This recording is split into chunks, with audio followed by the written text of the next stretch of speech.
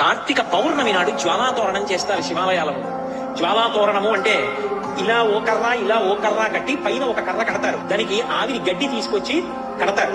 దాని మీద నెయ్యి పోసి వెలిగిస్తారు.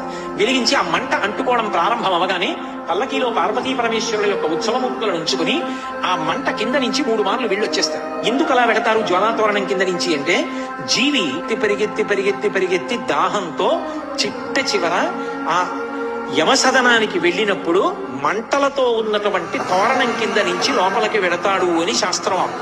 ఇక పైన ఇలా పాపాలు చెయ్యి, సద్బుద్ధితో ప్రవర్తించు, నువ్వు అక్కడ వెళ్ళవలసినటువంటి దారుణమైన పాపాలు నీకున్నాయి, వాటిని తీసేస్తాను, నీకోసం నేనొస్తాను సాయం. ఇక్కడ నా ఆలయం ముందే జ్వాలాతోరణం జరుగుతుంది.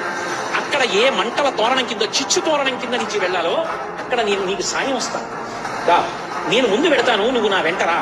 ఇక్కడే జ్వాలాతోరణం కింద నుంచి వెళ్ళొచ్చావు కనుక ఇక అక్కడ వెళ్ళవలసిన అవసరం తీసేస్తాను.